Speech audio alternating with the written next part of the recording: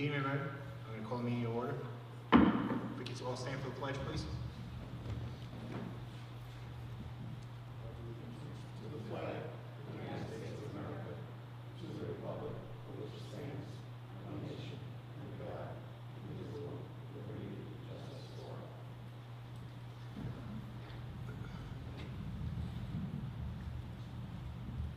Board President to advise members of the audience that they may address the board regarding agenda items after the superintendent's report. Only those members whose names and addresses are listed on the sign-in sheet available prior to the start of the meeting will be recognized during new business. The chairperson will limit discussions of any item by the public to 3 minutes in order for the board to expeditiously conduct its business. I'm going to turn it over to Mr. Manzo now. Thank you, Mr. Dorgan. I am happy to report that all instructional staff reported on Tuesday, September 3rd to their respective buildings and participated in professional development according to the departments. They were also given time to prepare their classrooms to warmly welcome the students back to school. Today was the first day for students, and it was a smooth and successful opening overall. We visited all buildings to ensure that support was available if needed. Both staff and students were eager to begin the day, and it went exceptionally well across the district. And that's all I have. Thank you, Mr. Manzo. Move on to public comments on agenda items only. Anyone? Certified personnel. Be resolved that upon the recommendation of the superintendent of schools, the Board of Education hereby approves the resignations, terminations, leave of absences, position abolitions, employment appointments, tenure appointments, and salary changes in accordance with applicable provisions of education and civil service law as cited in the certified personal attachments. Can I get a motion? Motion. Second. All in favor? Aye. Non-certified personnel. Be it resolved that upon the recommendation of the superintendent of schools, the Board of Education hereby approves the resignations, termination, leave of absences, position abolitions, employment appointments, tenure appointments, and salary changes in accordance with applicable provisions of education law and civil service law as cited in the non-certified personal attachments. Can I get a motion? Motion. Second. All in favor? Aye. Abstain. At this time, I would like to congratulate and welcome Diane Kinnear. Diane is here tonight. She is going to be a paraprofessional at JFK Elementary School. We look forward to having you here, Diane.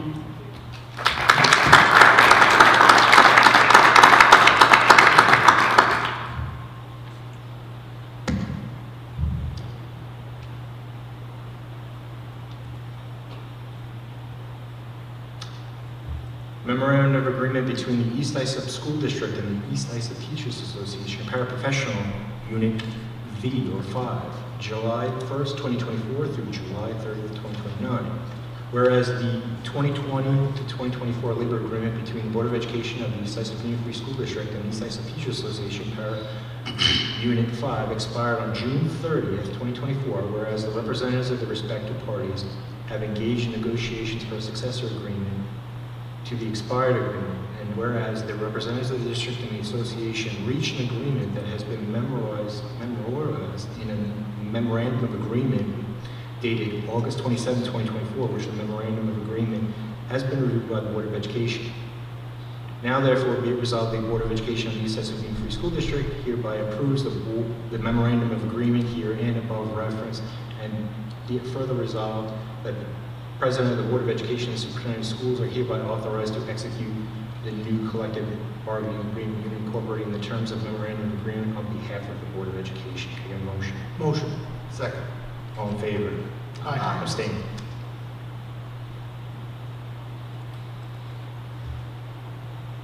Settlement agreement and general release for staff member number 17610. Be it resolved that the Board of Education of the East Islip Union Free School District, having reviewed a settlement agreement and general release in the executive session concerning a member of the instructional staff, hereby approves such settlement agreement and general release and directs the superintendent of schools and the board president to execute such settlement agreement and general release on behalf of the Board of Education. Can I get a motion? Motion. Second. All in favor? Aye.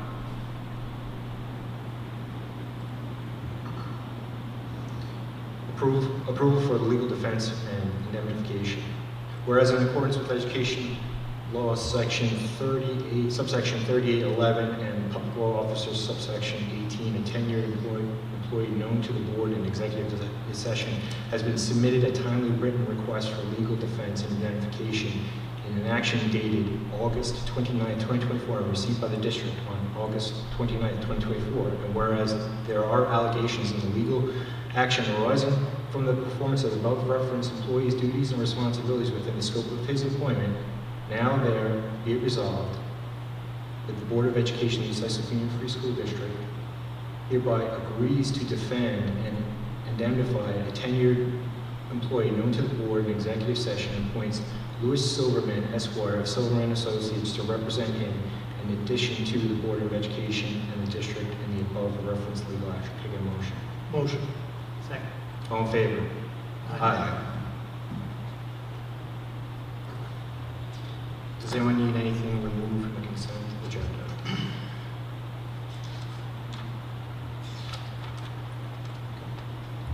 Consent agenda items 8.1 through 8.7. Be resolved that upon the recommendation of the Superintendent of Schools, the Board of Education hereby approves consent agenda items 8.1 through 8.7 in accordance with the action presented for each item. Can I get a motion? Motion. Second. All in favor? Aye. Appropriation changes for the 2023-24 and 2024-25 school years.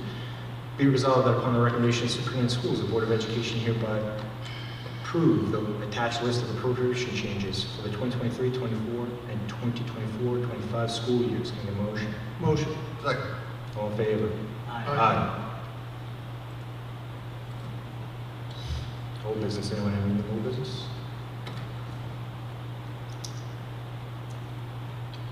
New business? I just want to say, Mr. Manzo, it was good to hear that we had a good first day of school. The students were all back. Everyone's excited and eager. Teachers and administrators are all set and going, so it's good to hear. I appreciate that.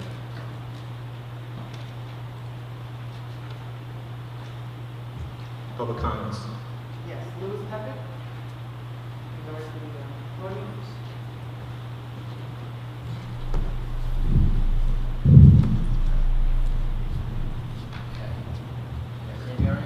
No, I think that's been turned on. Okay, so my name is Lou Pepe. I'm with the East Islip Soccer Club that's been serving this community for the last 45 years. We have over 52 teams with approximately 1,100 members, of which approximately 800 are East Islip residents, part of this community. Over that time frame, our soccer club has given well over $500,000 in scholarships to the children or young adults of the East Islip community. Our membership supports all the community-based events that take place, whether it be the St. Patrick's Day Parade, or homecoming, or EJ Autism Race, having our families out there in mass to support good causes. We have the largest special needs soccer program called Just for Kicks in the state of New York. We have over 103 players. We have 150 volunteers from our school district, young adults from our district.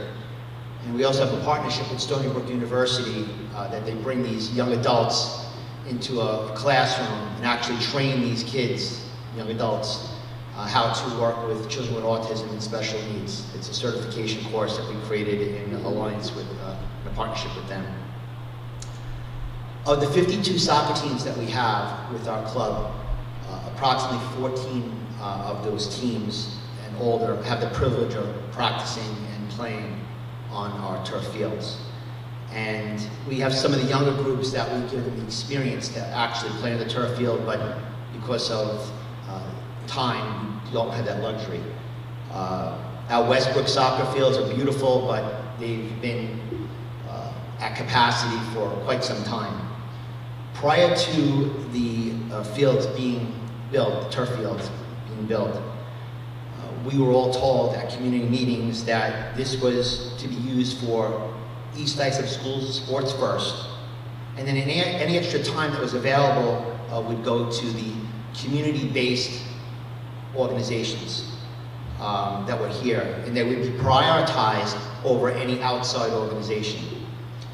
The East Islip Soccer Club supported the bond to build those turf fields because the district had a long-term vision that was in alignment with the spirit of what our soccer club represented. Our East Islip Soccer Club, community club, has been asked over the past 3 years to work with an outside soccer organization so they can utilize and share the turf time with us. We welcome working together. This group had 2 teams, while we have over 14, the 14 that we allowed to practice with the turf. That time should have been proportionately segregated or separated based upon how much time we had, but that was not the case.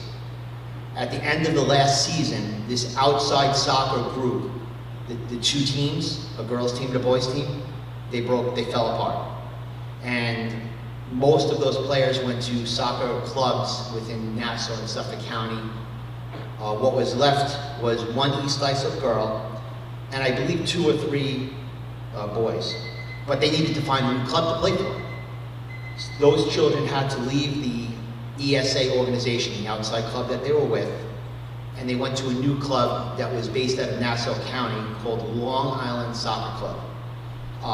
That's been recently being pushed into Suffolk County. Fast forward to today, and I'm going to wrap this up. Those 3 or 4 East Islip players are now registered under Long Island Soccer Club and the governing body. They are not registered with that first organization that went out of whatever, folded. The permits that were given to this outside organization were under ESA, despite the teams disbanding and the remaining 3 or 4 players going with this outside club out of Nassau County, out of Suffolk Community College and the Brentwood soccer fields. This was brought to my attention, and I came to a district meeting with some of the individuals in August. One example of what this group has done, is not working with us by taking the prime time on Sundays from 10 a.m. to 1:30. And they told us that even if they didn't have a game scheduled, a league game scheduled, that they would practice in that same time slot and not allow our community-based club to have a scheduled league game. We all believe in transparency and honesty. And I guess, are we really going to allow a group, an outside group, with 3 or 4 East Islip players over our community-based organizations that supported the children in this town for the last 45 years? I'm here to set the facts straight, and maybe many of you did not know the facts behind this, and I can appreciate that it gets quite confusing with the different leagues and clubs, but I'm going to ask the administration and the board 2 questions. First, why did we build these fields? And then we're now giving usage of those fields to outside groups over our own community-based organizations. Why? It makes no sense. And my second question is, even if the outside group had 100% of their players from East Islip, shouldn't have that time been split up proportionally? Not equally, proportionally. I'm confused. I'm looking for some answers. I hope that you can help me. Hopefully I clarified some of it, and I'm open for any discussion or answer anybody's questions. Thank you. Thank you for coming out, Mr. Petty. To answer the first part of your question, the Board of Education, we make policy. That's our main function here. You were talking about your community-based group, and you mentioned about the competing group and about the representation of students from the district. Okay? The board isn't privy to that information. So I understand what you're trying to convey to us, but that's the answer I can give you on that. What I can offer to you is that the board can look at the policy and reevaluate the policy. And the second thing I can offer you is to have further discussions with Mr. Manzo as well as Mr. Estevo. Again, the board's position is not to mediate. I understand that's what it seems like you're asking us for. That's not our function or our role in this capacity. So those discussions should be had further with Mr. Manzo as well as Mr. Restivo. Does anyone else have anything they want to add? Thank you for being here, Mr. Pepe. Is your concern the amount of kids that in your group are from East Islip and the other organization doesn't have as many kids from East Islip? Well, we've proven, whether it be with Tommy Costarelli or Joe DiDario, all those big clubs here, we all work together and we figure it out. That's what we're supposed to do. I'm less upset with the fact that they only have 3 or 4 kids. I'm more upset the way this is being handled. It should be proportionately. Now, there's going to be games on Sundays that we could put our players there. And I don't think you realize this, but this permit is given to Long Island Soccer Club. You give that permit to that club, they have another 70 teams. You're basically saying that any one of those teams from Long Island Soccer Club can come on your turf field, or our community turf field, and play there, and not have one person from East Islip. The permit is given to East Islip Soccer Club. Any one of our teams can play there. You give a permit to the Long Island Soccer Club, anybody can play there. So, am I upset that there's only 3 or 4 players? Kind of, because I have people begging me for time. We have some of your own varsity coaches also coach with the East Islip Soccer Club, and I have to tell them, I can't give you turf time because there's not enough to give out, and they're down there, and they're wondering who this other group is, and why they're there, why they're given the time. You know, I just need some answers, I need some help. It's not too late to rectify this problem. We are very open to working with any outside group, but unfortunately, the terms of the usage, like in years prior, that other group gave us their home schedule and their home games, and we scheduled 4 home for the boys, 4 for the girls, gave that person that whatever time slot they wanted, and the rest we filled in here and there. This year, he said, no, that's not the way it's going to work. We're going to schedule 8 of our home games, 8 games for home, 8 games for both groups, 16 games, double the amount. And he said, if we don't have a game, we're going to practice there anyway. That's not working together. That's not what this is about. And it's upsetting.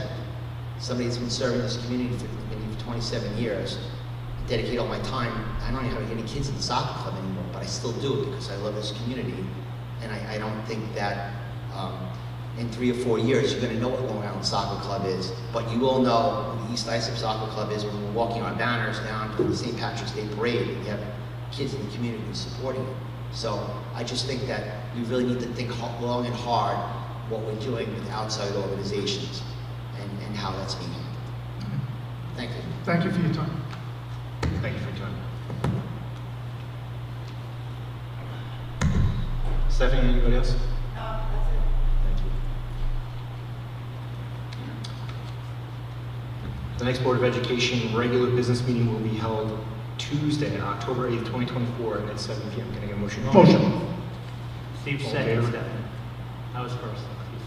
I'm second. All in favor? All right. Aye. Thank you, everybody. Have a good night.